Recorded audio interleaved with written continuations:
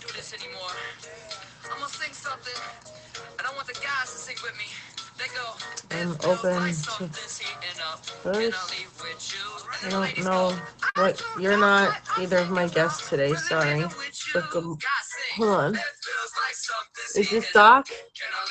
Hold on. P.S. Okay. I was like, wait a minute, you're screening him, and then I'm like, wait a minute, let me see if that's her because I was like, wait, you're not. Hold on. Oh my God. Oh, it's.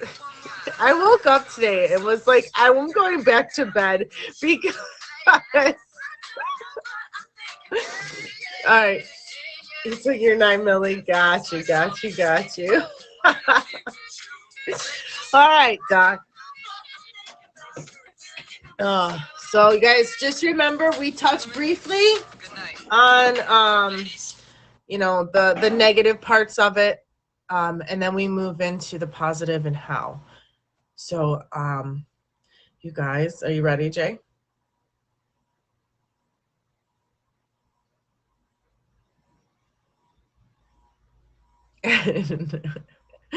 All right, you guys, everybody, welcome to Lessons Learned. I am Lily and I will be hosting your show today. We have two amazing guests. I'm going to give you a quick run through of what you are in store for today while we give some people some time to get here, okay? So we're going to have Doc going first, and Doc's going to be talking about dating after a divorce and putting yourself back out there. And then Casey. Oh God, this one, as I told her, I said, oh God, girl, this one's going to hit hard. But the younger self and how appearances were so important to so many people. I wasn't necessarily one of those girls, but those girls were not very nice to many people. So I like avoided the, oh man. So yeah, this one's going to hit. And then, but as I got older, my appearances started to become more important. And as I start to notice myself age, now I'm like, oh my God. And I'm doing everything that I can to try to stop the aging process, which I just have to accept. I'm 40. Do you know what I mean? It's going to happen. So I'm excited to hear like her steps and her stories and how she managed to change that at a young age. And maybe at 40 I'll learn how to not think like that too. But every week I end the show with a card. And last week's was to be nobody but yourself in a world which is doing its best night and day to make you everybody else. Let me start that over again. To be nobody but yourself in a world which is doing its best night and day to make you everybody else. Means to fight the hardest battle which any human can fight and to never stop fighting. So, what would you describe as your biggest struggle in life? I'll hold that there so you guys can read it for yourself.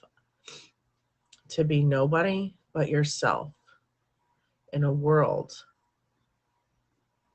which is doing its best. Reading this backwards is really hard. Night and day to make you everybody else means to fight the hardest battle which any human can fight.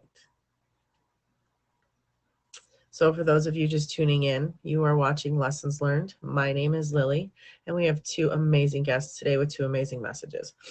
So at the beginning and at the end of every show, I have a comment with a question. And I love to hear the answer. So put them in a comment. What would you describe as your biggest struggle in life? I'm going to say that for me, it's myself, like believing in myself, my self-worth. And that I am worthy of relationships and friendships and whatnot. So that's I'm gonna say is my biggest life struggle. Caitlin, good morning. How are you?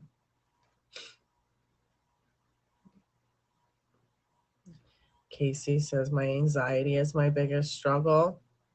Yeah. Anxiety is definitely not our friend. Welcome, Smiley. Love Me says, Love Me says, ooh, time management. Boop, being myself with worries of what others think of me. Yeah, that's part of what I struggle with today. Now, granted, since I've been on here doing all this stuff, I'm way more confident than I've ever been, which has helped me in so many ways, just believing in myself. Like, let's see. Good morning, Southern Girl. Good morning, everybody else coming in. Boopties, I got yours already. Anybody else? Smiley says time management for her too. And Casey, this app helped me with public speaking. Yeah, I never thought that I'd be sitting here trying to do something like this. And being on here has definitely given me the confidence to talk in front of people. I'm not afraid to speak up as much anymore. Some of you have learned over this past year that have known me. Oh my. I want us to say, guys, too, I will be turning comments off here in just a minute when I welcome Doc. Doc, you can hit that guest button anytime that you're ready. I'm going to just say this again. For those of you just tuning in, welcome to Lessons Learned. My name is Lily, and we have two amazing guests. Doc is going to be on first, and she's going to be talking about dating after divorce, and followed by Casey, who's going to talk about how yourself loving yourself, and how appearances aren't always everything. You know what I mean? So Shook, good morning, welcome. So again, comments are going to go off. I am going to go ahead and accept Doc into the box, and here we go. Good morning. Good morning. How are you? I'm sorry. You're like, I'll go first. And I'm like, but you're not Doc. And I'm like, It's like, it's really me. I was like, shoot, I forgot to change my name. Yeah. Oh my gosh. So how are you? How's your I week? am doing well this morning. Been busy. I'm a business owner, so I've been busy this morning, but I had you booked in and I was like, focus. Go, let's go. All right. Well, I'm going to give you the reins, let you have at it, and then we'll kind of ask questions as needed at the end here. Perfect. Well, I wanted to share this morning because I am a divorcee, and I was married for 15 years, and we've actually known each other for 26. We'll be 27 because we have a 20. Well, he'll be 26 this year, a son and a daughter. But we spent a huge part of our life together, so there's so much history with that. So going through divorce and finding ourselves at that place was major. I separated from him in 2017. And a part of that, in essence, we know that that is a loss, and that's huge. You know, you've committed all this time. But in that time of that year, too, I had also lost my father to pancreatic cancer. So I was going through a lot of heavy things. And then I was empty nesting. My daughter was going off to college, another loss. So I was dealing with all these things in one year that was like a heavy lifting for me. And so transitioning from that and feeling like, I'm like, gosh, you know, I'm separating from him, but I feel like that we've become so emotionally detached in our marriage that the marriage itself didn't feel like marriage anymore. It didn't feel like that closeness that we had and that bond that we had. Although he and I, even to this day, have an amazing bond through our friendship and how we parent and all these things that truly do matter, and love. And that's real. And so on this journey, especially coming to this app, I've witnessed how people speak about their journeys as it relates to divorcing, how it can be very nasty. And that's really not my story. My story was that both my ex-husband and I went through a tremendous time. And a lot of times you don't realize what you will, face through life and how you will handle it when it comes to your marriage. People think that they're strong and you can overcome anything. And I will be honest, a part of my grief, I checked out. I became numb to life, which is why I had to close down my business for a point in time. And it just totally caused me to check out. Well, my ex-husband was also dealing with grief because he had lost his mom to cancer. So we both were no earthly good to each other. So it was a mess. So yeah, a lot of that was going on, and we just totally like, detached. And so I found myself, being single. I did not start to date until 2019 because that's when the divorce was final. And when I came into the dating pool, whew, man, I was trying. I was like, what in the world is this? I was like, okay, let's try to see and figure this thing out. I'm new to this. I haven't dated, in a long time. And so I would say the first platform that I tried was like Match.com. And that was hilarious within itself. I was like, who are these people on here? No, thank you. So I just wasn't finding like any great, matches or anything like that. And then I tried some other ones that were just, ugh, and I ended up on POF. And I'm just like, you know what? Let me just pause, and stumbled up on Meet Me. In 2019, I met some guys that, because I went through a whole pool of men, because of dating apps. But I met some men that I thought were up to par. But it turned out that they were not who they said that they were. It was like almost kind of like I was their come up plan. And so my lesson learned with 2019 was your vetting process has to be stronger. It has to be better. Right. And so I kept trying to evolve from that place of how are you vetting these men? What are the questions that you're asking that are important? These things like this, and like my intuition, the things that I was feeling, like stay in tune with that. And so I kept moving forward. And then the second guy that I was talking to in 2019, I ended things with him in like September. But I connected with another guy that I had met on another dating app, and Bumble. I found Bumble.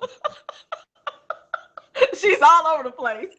And so I met another guy that I had connected with in 2019 on Bumble, and he and I had similar background compatibility, like everything, and I was so happy. And then when we talked on the phone for like a month, and finally decided to meet around November, and literally Thanksgiving Day, and that connection was so surreal. I was like, wow, this is amazing.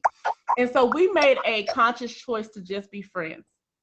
Don't complicate things, to just be friends, to allow it to be organic, and to be a support system for each other. And I was like, oh man, Al, that's so refreshing that we can be friends, we can do this and that.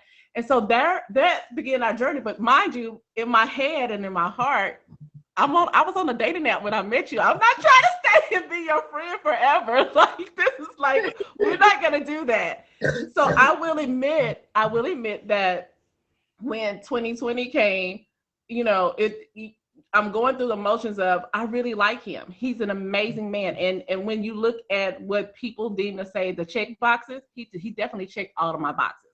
Right. Phenomenal provider, just excellent leader, like so many things. Even our faith is just aligned. Like, we just fit so well in each other's lives. So I was so confused by the reality, like, sir, what is it? Why are we not connecting on this relationship level? So that was the part that was a little bit confusing for me. So I made a decision that, okay, well, we're friends. I'm just going to move ahead and go back and try to, maybe connect with someone else. And I did. So I actually, at the time in 2020 was, I started streaming on the app.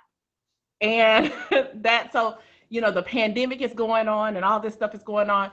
And guys, when it comes to our singleness, and then we're already trying to figure out singleness, and then you introduce a pandemic, that's like a game changer. And I don't know about y'all. I was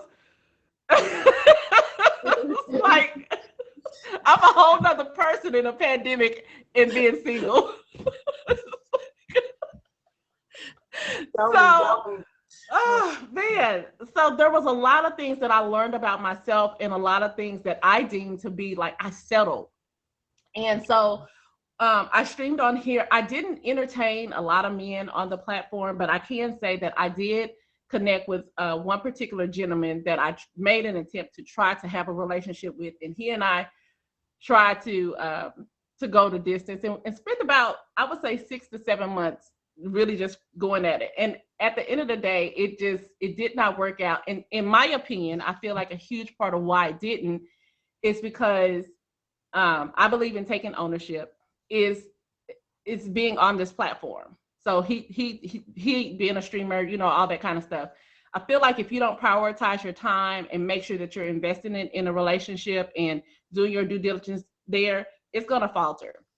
So I don't feel like that we did a great job of fostering the relationship to where we were laser focused on each other. We allowed outside distractions to get in the way. And so timing was definitely not on our side. But nonetheless, fast forward, the guy that I had met in 2019 on Bumble decides in New Year's when it came around, and he's like, you know, well, are you able to, you know, be committed? Are you able to? All these questions he was throwing at me, and I was overwhelmed by the questions. And so I'm like, yes, I can do this. And so he was like, well, I really want to be with you. And I'm like to myself, I'm like, I'm just transitioning out of one situationship. Sir. She said situationship. It sounds like you are applying some pressure. I need to detox a little bit, you know. And to me, I say it was a situationship because it really, it didn't, to me, it didn't evolve to that relationship that I would have hoped for. So to me, yes, we did a lot of things, but it just was a situation that I found myself in, and it just was. And so finally he did. He applied pressure, but he had patience with me. And finally I said yes. And we started to date last year. Now, it was great because now we're going from friendships to dating each other.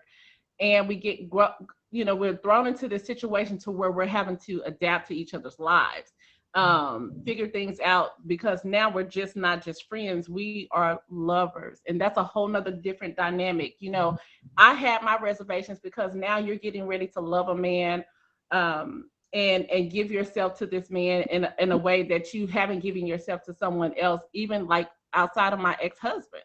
So this is a different dynamic to me. And I'm one of those that I practice abstinence. So that's a huge thing for me. So like all these things are going through my head.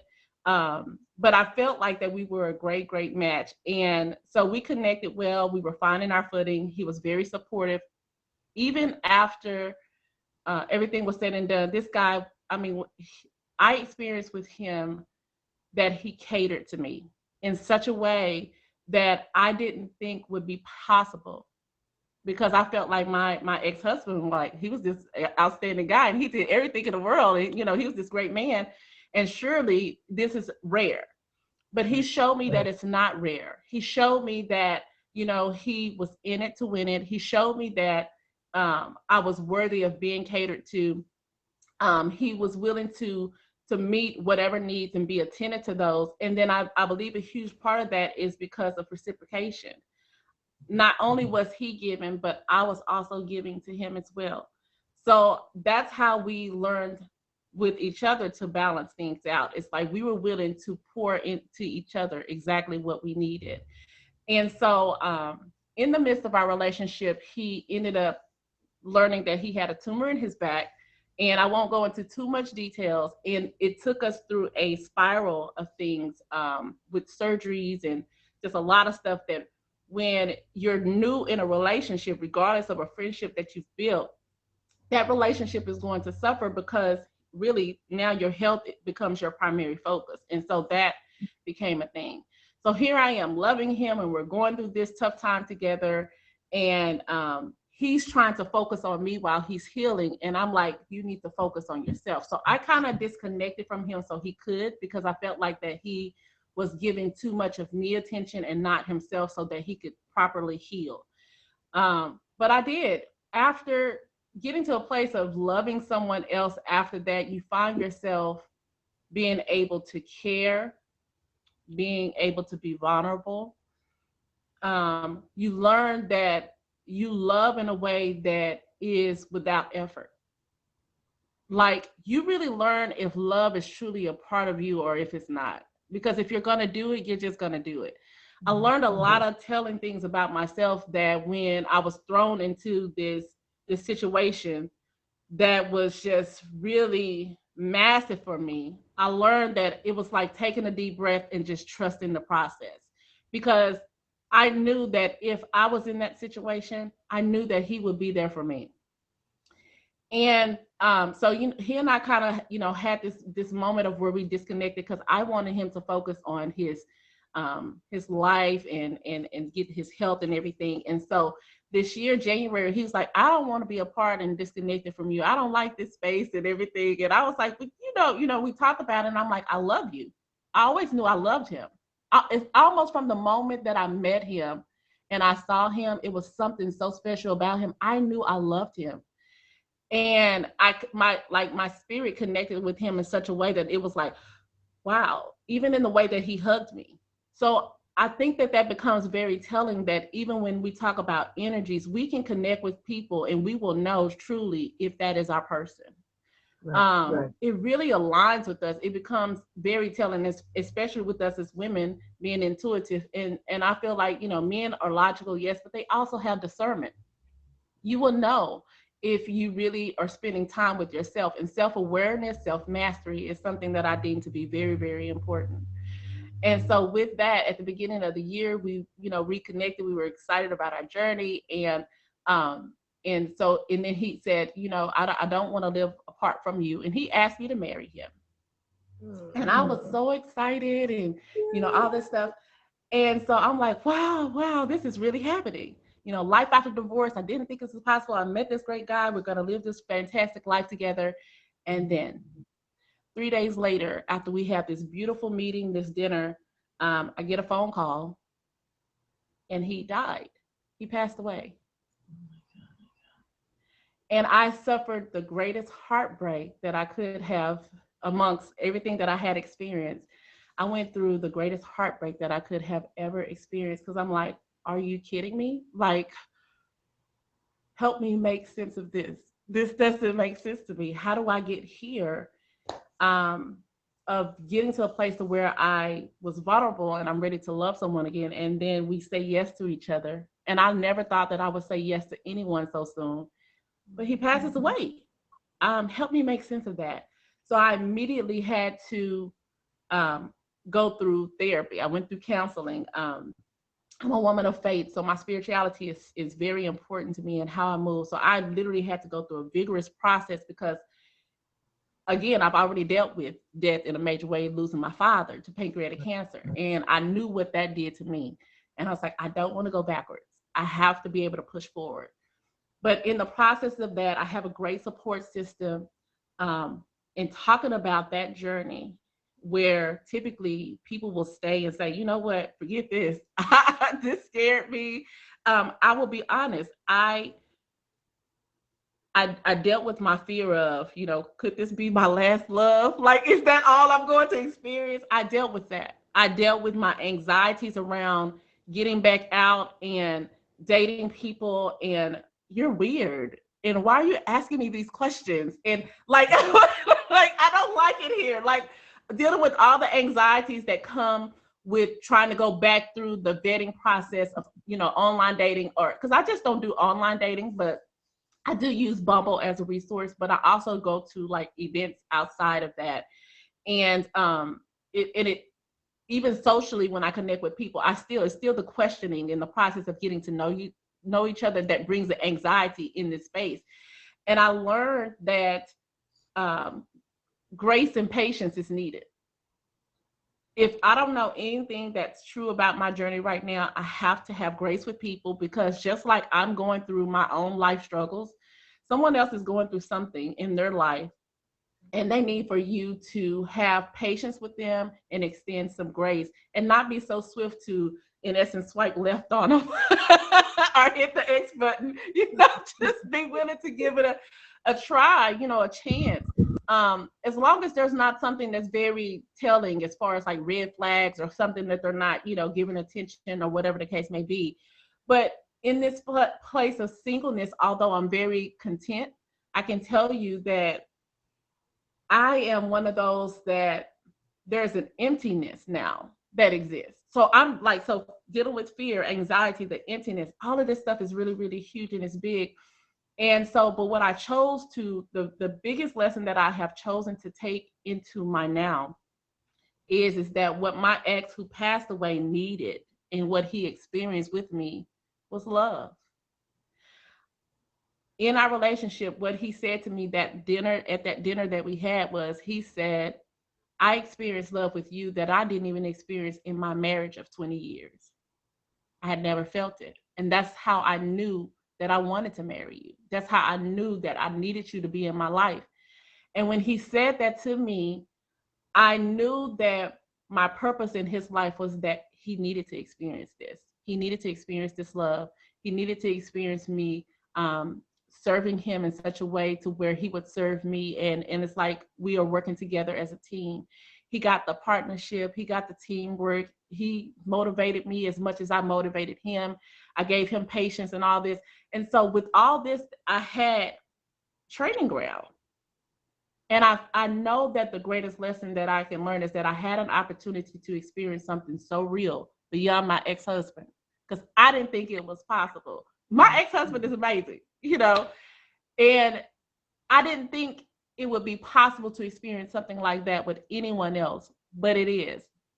And a huge part of it being possible has everything to do with me being patient with myself, vetting properly, and not being so swift to jump into something that does not serve me any purpose. Paying attention, listening, seeing if, you know, that person is going to give me the type of time that I'm willing to give them. Are they willing to make sacrifices the way I'm willing to make sacrifices for them? Like this, to me, when it comes to a relationship with me, we both have to be selfless. And if we're not selfless, then we don't serve a place in each other's life. I just believe that. So that's kind of like my story in a nutshell, literally. Really quick, you guys, you're just tuning in. I'm Lily. This is Doc.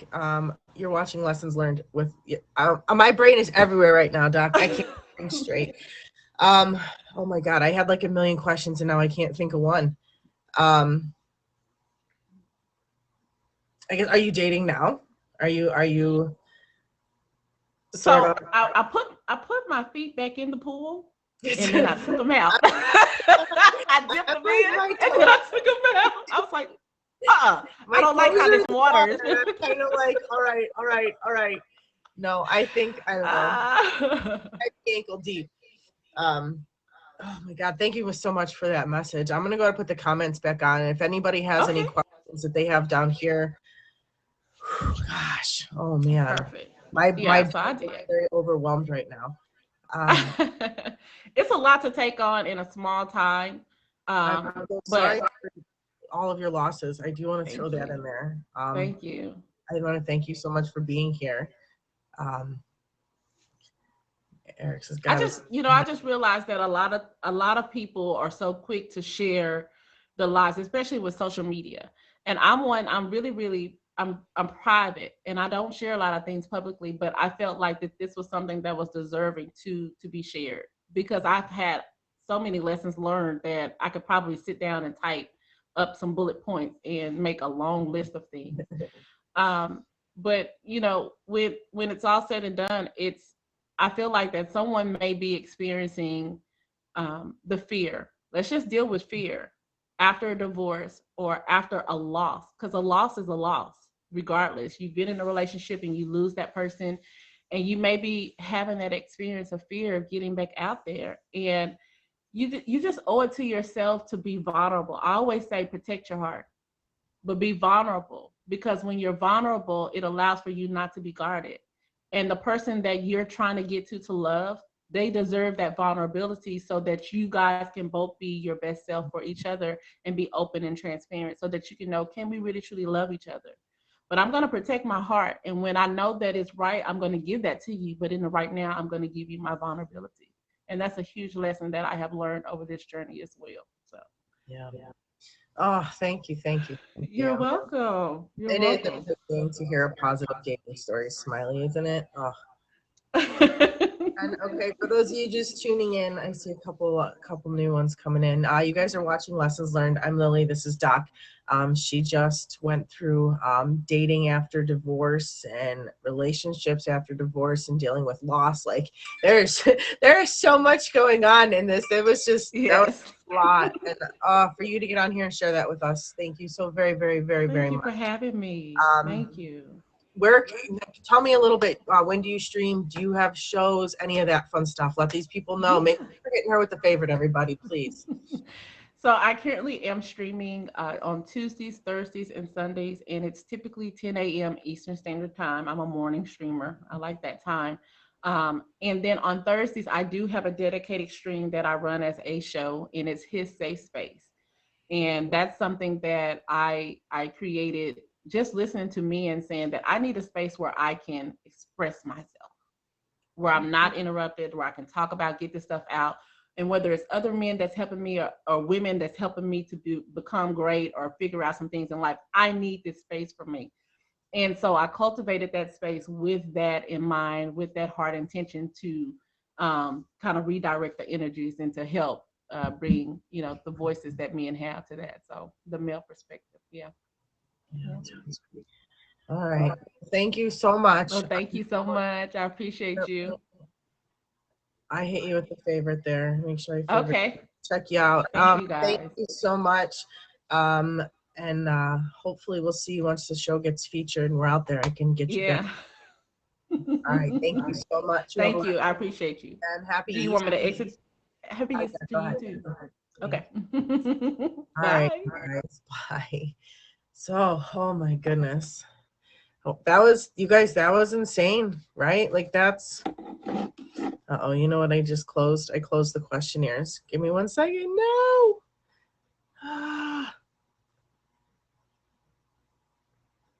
So in the middle of the show, I just totally closed the whole thing out. Hold on, you guys. God. All right, so here's, it just takes me a second. I just got to type it in. I just feel really bad that I look a mess. I'm a hot mess anyways. But for those of you guys just tuning in, hi, I'm Lily. You're watching Lessons Learned, and you just missed an amazing story by Doc. Not even, it's her life. I shouldn't say story, lesson. I'm sorry, an amazing lesson. Many lessons, actually. That was like, I can't even count the lessons in that story, Doc. I'm gonna have a million questions for you when I come pop in your stream because I'm it. Oh, yes, I will. I might even have to message you on Instagram because there's like 1,000 things that now, of course, I want to ask. But we're gonna ask these questions right now instead, okay? So I'm really big on self-love over here and self-care because I feel like it's super important. And I feel like loving yourself and who you are as a person is really, really big.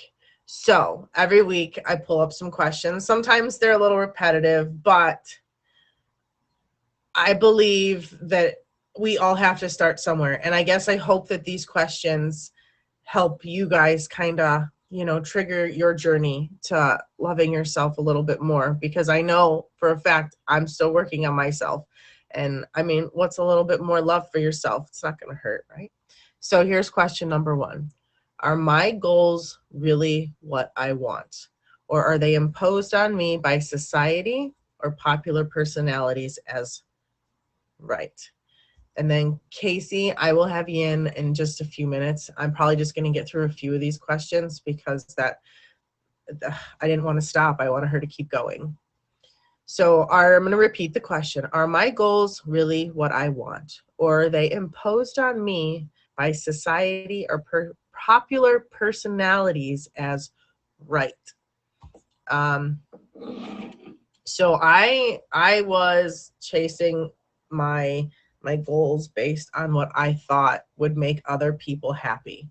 And that turned into like 35 years of misery.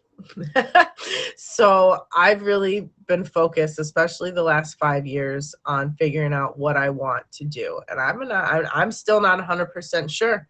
I thought I knew, and then I thought I knew again, and then I thought I knew again. And so now I'm just like, well, let's just slow down and figure this out. right? So I don't know. Yes, that goals are mine. You feel like it's always changing, says the Empress. Oh man, my goals are mine too. So yeah, I feel like it's so important that we each follow the goals. All right, number 2. This question seems very simple, but I don't want your initial answer to necessarily be, because I said yes right away, and then I was like, wait a minute. For other people, the answer would be yes, but for myself, it's not always yes. But I don't want to say that it's no either. So number 2 is, can I rely on myself? Chosen says, always changing, but can be influenced by the outside if not careful. Yes, that's one of my biggest things, is I still tend to go back to my like safe space, and that's to keep people happy, not push myself to go for my dreams. So that's, yes, very much so. That was in regards to the first question of, are your goals really what you want? Yes, you're the only person you can fully rely on, says the Empress. Is it Empress? Just Empress. Doc says, yes, I am my greatest cheerleader. Love Me says, yes, that's all I've ever done. Very independent. So I've been very independent and I show up, but I guess when it comes to okay, just like, I guess I wanted to move to Florida and I wanted any excuse. Okay. Any excuse? Sorry, Empress says, yes, it's animal, but you can call me Empress. Okay. I will try to remember. Sorry. And Boop says, not always as well. So yeah, I think like to push myself because I'm afraid to fail is where I don't always rely on myself. Do you know what I mean? So yeah, that's kind of tricky. So you guys, welcome to Lessons Learned. I'm Lily. You missed an amazing story by Doc on there was so many, like I said, there's so much in that. Like, I want to say just dating after divorce, but then dealing with death and dating after death, and that was so much all packed into one amazing short story. Smiley, failure brings experience. Boopty says there's been many days that I'm my own worst enemy. Yeah, Timber agrees with Boop. So yeah, okay. So yeah, I mean, can I rely on myself is the question we were just answering for those of you just tuning in. And then we're gonna go ahead. I'm gonna do one more question and then we're gonna get Casey in the box, okay? Ask, what does the word happiness mean to me? What does the word happiness mean to you? I guess to me, I've been thinking about this one because, of course, I pulled these up last night. But like, it's my question. I want to answer it so like broad, but there's like so many small details at the same time. But I think that it's just I want to feel that safety. I want to find my person and just feel safe. I want to feel like nothing else around me matters except that we fight this journey together. Do you know what I mean? Like, so internal peace is my happiness, says Casey. Yeah. Doc says that my mental and emotional is in balance. That my mental and emotional is in balance. Yes, yes. M says same. Cool dude. Yep. Smiley. It is a choice. It is internal. Appreciate the beauty in life. Yes. Casey says I agree with Doc. Being content and surrounded by amazing friends and family, says love me.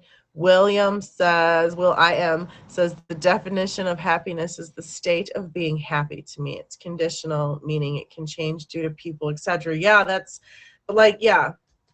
too. That's a good, yeah, I like that one. Let's see. Master Skippy says my happiness is more important in life. Oh my God. It scrolled up and this is getting to be crazy, you guys. If these streams ever go too fast, these questions, I may have to pick and choose or have you guys get in the box to answer.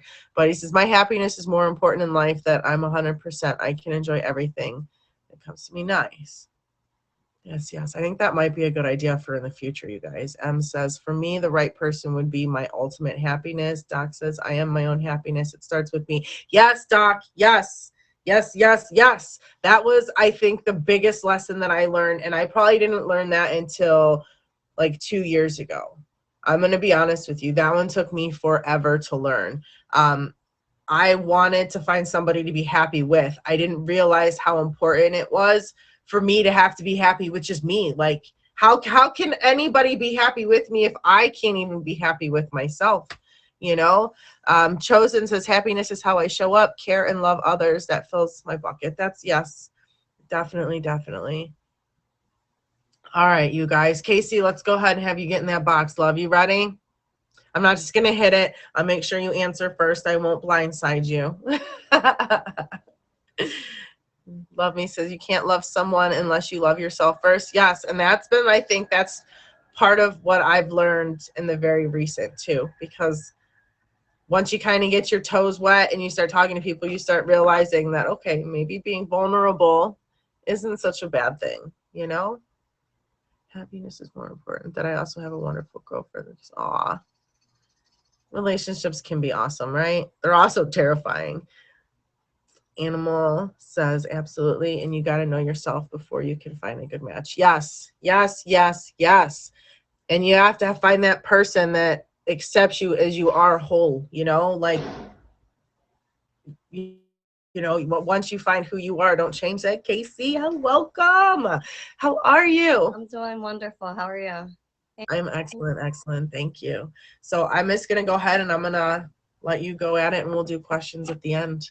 If that's okay. So my biggest thing starting off as even like getting older, an older teenager, like maybe 17, 18 years old, appearance was like everything in more than one ways. Like it still is kind of to me. Like I want to do my makeup, I want to have like my nails done and everything. I try to be like real down to earth with it these days. But when I was younger, it was I wanted to be with since I was in the gym, I wanted guys that were in the gym. Like you had to, like I had a guy. Okay, so this is a perfect example. I had a guy, I was raised in church. I had a guy, he was my best friend. We were raised in church together. When we became like 17, 18, he wanted to start dating me, right? Because that's when you start dating, when you get to that age. And he wasn't my type just because he was overweight, right? So he was automatically not my type. Well, I introduced him to one of my best friends that was a little bit overweight too. I was like, both y'all are overweight. You guys go to good together. I know that's not the right way to think, but I was young-minded and I was really, really young-minded at the time. And I was young, and that's what I thought at the time. So they back then it was like you did the three-way call-in, you know, back then. So we did the three-way call-in on the home phone, you know. You had the home line back then. And she wasn't allowed to talk to guys because she was only 17, right? And she was still living with mommy and daddy, as a lot of us were at 17. So you have to abide by the rules. And mommy and daddy can pick up the phone because it's the home line, you know? So she had they talked through us, you know, they talked through me, you know. So when I said us, I said me. I'm sorry, I'm a little nervous, but yeah, so we all had a conversation through me, right? So I would call her, right, and then I would call him. Right. So then if you know how you can tell if someone picks up the phone on the home line. So if anybody picked up the phone, I would just start talking about something random, right? So it wouldn't seem like a guy was on the phone. So they would always talk through me, and I would just be on the phone with it on speaker, just making sure nobody else as soon as I heard someone pick up the phone. Yeah, because when we went out the other night to go to the movies, you know, we saw, and I would name the movie we just saw, and I would have like a whole line of what to say and everything, right? And so they developed a relationship And then we all went to church together. We started hanging out at church. She wasn't going to our church at first, but I started asking my dad, can she go to church with us? So then she was going to church with him through me. So I pretty much built up their relationship. To this day, they're married with 3 kids. And I think about that all the time. I'm like, if I really didn't, and that wasn't the turning point for me. It gets deeper. But that's one of the things I think about. I'm like, if I wasn't so caught up on looks, if I wasn't so caught up, like that could be my husband with 3 kids right now, and they own a house and everything. Right. Right? Like that could be my husband, right? So I really think about that all the time. And I'm still best friends with her. Like I'm still best friends with her. I don't get as involved with him because I want her to know like me and her are best friends, and I would, you know what I'm saying? I respect their relationship because she's my best friend from day one as well, right? So I talk more with her, and when I go out with her, and so their kids all call me auntie and everything. Like we have a great friendship still, but that's always in the back of my mind. Like, wow, if I wasn't so into looks, if I wasn't so like, it was, yeah. So as time went on, I got really into like, I don't know where I was thinking, but I got really into like guys that had fashion name brand clothes, and so it was more like of people that talked a certain way and dressed a certain way, were fashionable, and that's the people so it got worse. It got worse as I got into my 20s, right? And then I was in the military. So at that point it was like the people I went to the gym with and I was hanging out with, those are the only people that I would really associate with. You know what I mean? So I didn't really date much in the military because we were moving around so much. And I was still caught up on licks though. And I noticed I couldn't be friends with certain girls because of women, because of the way that I was thinking. And that started bothering me. And I realized it was my own mindset that was keeping me from having friends with even certain women I wanted to be friends with, right? And so that was like in my mid 20s I started realizing that. And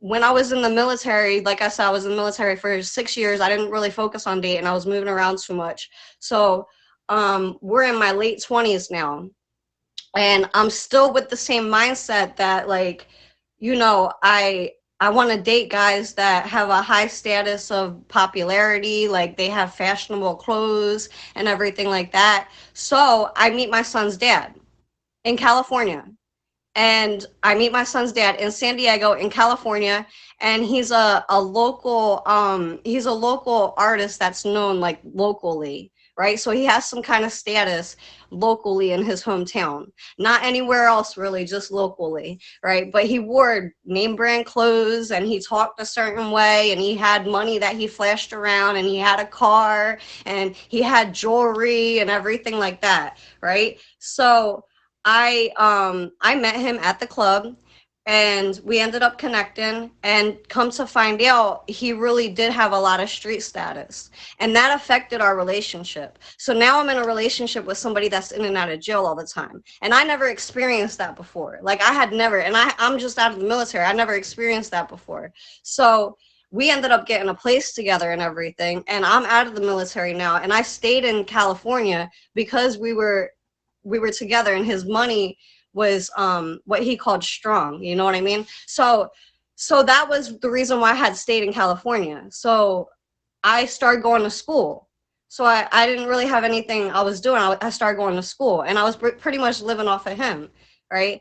But he was in and out of jail all the time, and then I get pregnant, right? Because we're living together, we're having physical relationships together, like we're really involved. And now I'm pregnant by a guy that's in and out of jail all the time because he looks good, he smells good, you know, his popularity is on a certain status. And this is all what I'm dealing with because I wanted to go for looks, when my friend is home with her husband, and at that time was on her second baby in her house that they had bought, right? So when his street status took over and he was so involved with the streets that it took his life, that was the changing point for me. I was like, I'm so caught up in looks and everything like that, that, and he was so caught up in the streets that it took his life. So now I moved back to family. I moved back to where, I was raised and everything, to get help, right? And they're all like, oh, well, we never really wanted you with him anyway, so I'm not getting the compassion that I should get, that I feel like I just lost somebody, and they're all like, yes, we have our baby back, because my son was only a year old, and they were all happy. They were scared for him and everything. Nobody wanted me in California. Nobody. Right? They were all happy I came back home. And I'm upset that I lost somebody, and they're celebrating like my whole world is about to just like reborn and change, right? And so I'm scared to death to date, because that was an abusive relationship. I did get sent to the hospital at one point, and with all the abuse that I went through, I was with him for 4.5 years, almost a 5-year relationship. And we weren't married, but we were engaged, and we didn't get to the married part. So all the abuse that I went through, I was terrified. I was terrified to move on. I was terrified to date.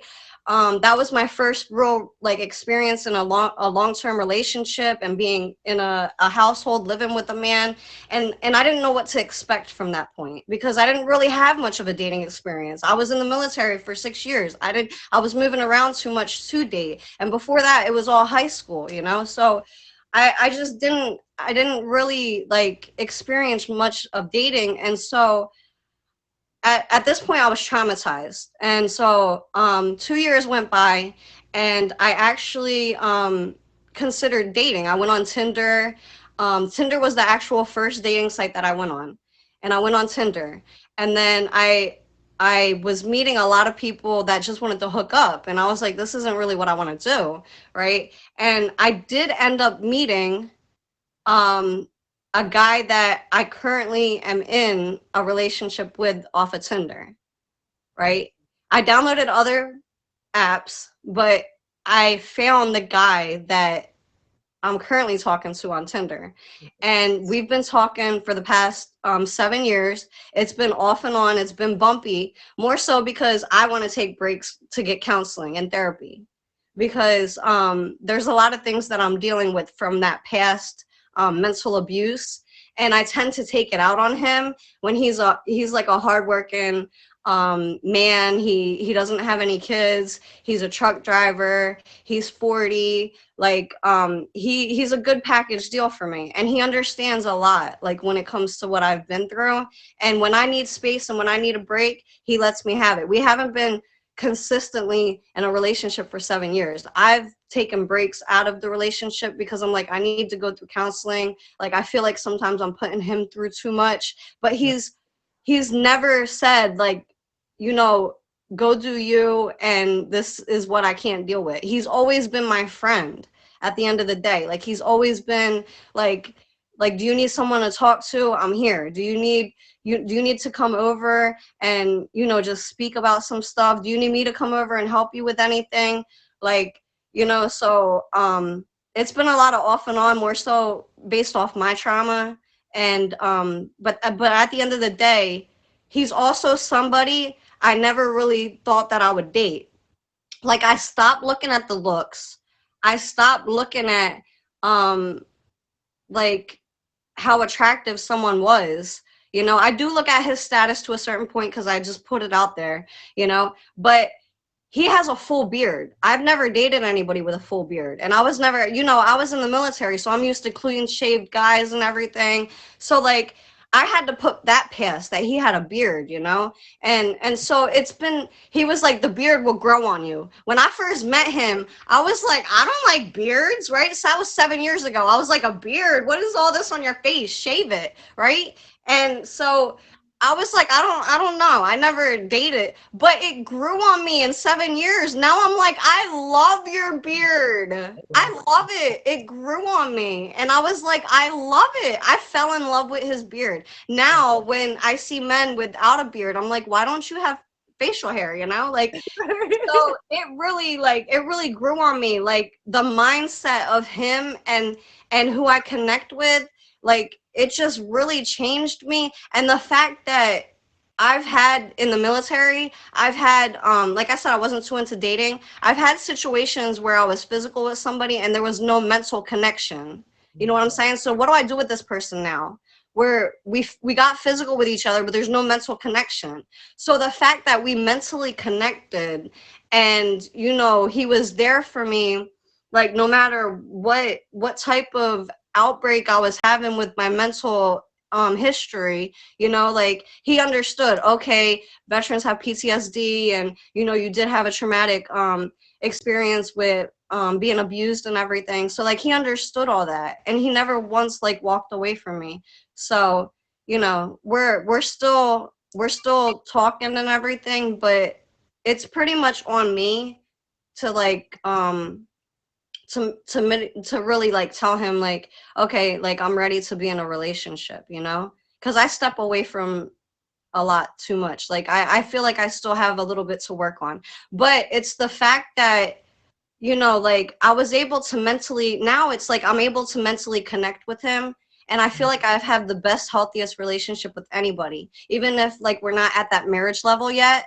I feel like this is the best, healthiest relationship that we have because we're able to talk everything out. And it's not just about sex. You know what I mean? Like it's not just about like what some of those other guys wanted on Tinder, what some of the guys in the military, what I was going through with them, like we can actually sit down and have an in-depth, like 2 to 3 hour conversation. And we have, like it's a mental connection. And that was life-changing for me all around. Like I never experienced that, even with my son's dad. I never experienced that mental connection, like, well, he was too in and out of jail for me to really experience anything. But that was the breaking point. Like that was really the breaking point for me. Yeah, yeah, see, it hit hard too. I was kind of the same way when I was younger. I had a certain look, a certain this, a certain that I would go for. And when I was younger, I didn't like the beards either, but now I'm obsessed. I'm obsessed with the beards.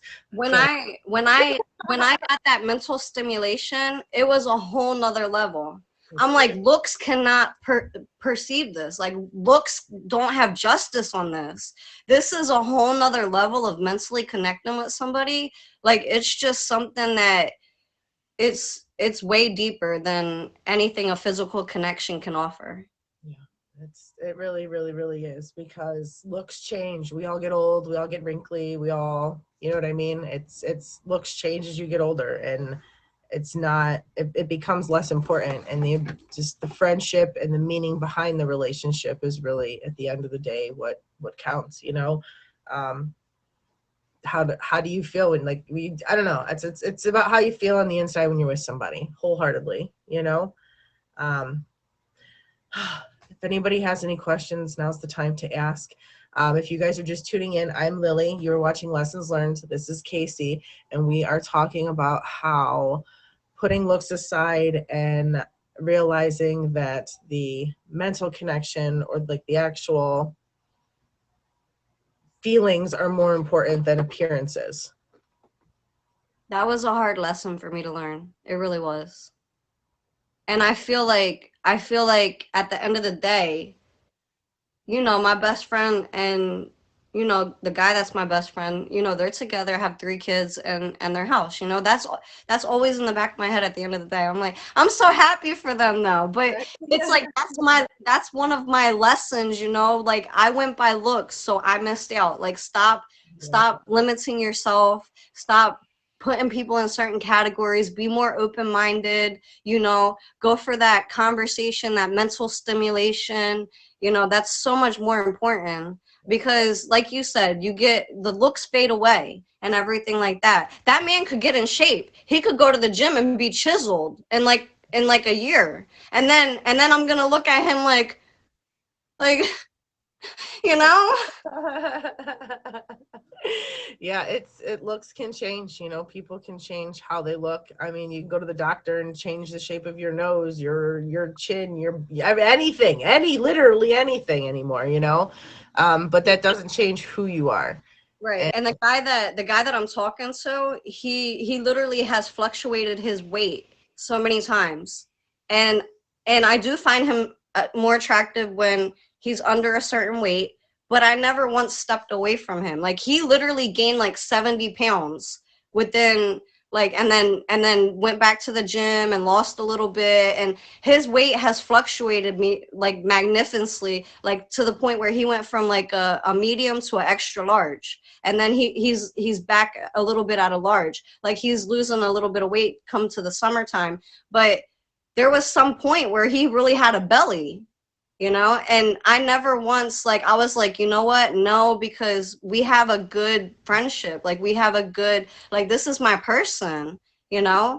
and I wouldn't really think about being with somebody else, like, no matter. So that really was like, you know, when his weight fluctuated, you know, it changed the way he looked a little bit, but I already had that connection with him, you know, because he just recently went through a weight change. And it was because one of his family members passed away and he took it hard and he started eating more. He ate a lot. Like he ate a lot. And I didn't want to step away from him or walk away or anything. Like I really enjoy the mental connection me and him have. yeah. Yeah. There were so many comments I couldn't.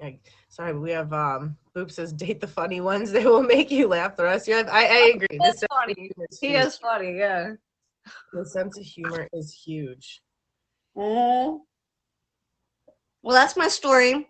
I appreciate you having me. I don't know. When can we find you streaming? Before I let you go, tell us a little bit about you, your stream. When can we find you? Make sure you guys hit her with the favorite, please. Thank you. Okay, so I don't have a schedule. I've been working on one, but I really don't have a schedule. But I do stream a lot in the early mornings. For the most part, I stream a lot in the early mornings, like a 5 to like 9:30, and then also in the evenings, like from 7 until the late night. So if I was gonna give myself a schedule, I would really say that's probably my schedule. And it's like more so of a like a Monday through Friday type of thing. I pop up on the weekends sometimes, but I have a very open stream. I suggest we talk about mental health a lot because I'm going to school for psychology. I love speaking about mental health. I've been through so many therapy and counseling sessions. I don't mind sharing my experience. I also welcome a lot of veterans to come to my live because I do have the military experience. So I do like to talk with other veterans and know their experience if they need any help with the VA. I'm a 100% unemployability military veteran. So if anybody needs help with that, I can also help with that. Like there's a lot of sports we watch in my stream. I love sports. So if football's on, we're watching it on my stream. Like I watch a lot of we talk about sports. I watch a lot of sports. During the summertime we go on beach streams. I live on the East Coast, so the North East Coast, so we only get like 3-4 months of summer. So during those months we go on beach streams. During the winter time, I take my stream out to watch Christmas lights. So we do some festive type of things in my stream. We like to go on events and we do some festive types of stuff. We also watch TV shows, and we'll do a movie night. Like sometimes people suggest a TV show. Have you seen this on Netflix? And I'm like, no, y'all want to watch it together? And since we have the dual split screen, I come in on one of my other profiles that I made on Scout, and I have Meet Me, and I'll put myself in my box, and we'll watch the movie together. That's what I do too. That's good. Yeah. That's funny. That's what I do too. Yeah. And thank you for your service was something that I wanted to say, and I lost that in the midst of everything else. Again, another message that hits home. You know, for those of you just tuning in, this is Casey. Make sure you hit her with a favorite. Go check her out. I'm excited to come back and hang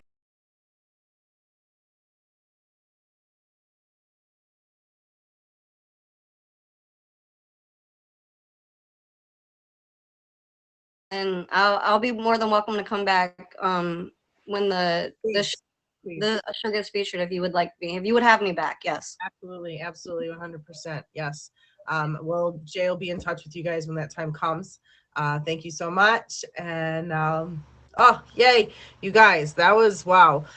I'm kind of like, have you ever just been like, like I was just like the train of emotions just like poof right in my face, and I'm processing, and I guess this is something we're gonna have to work on because I my brain is all over the place. It's scattered.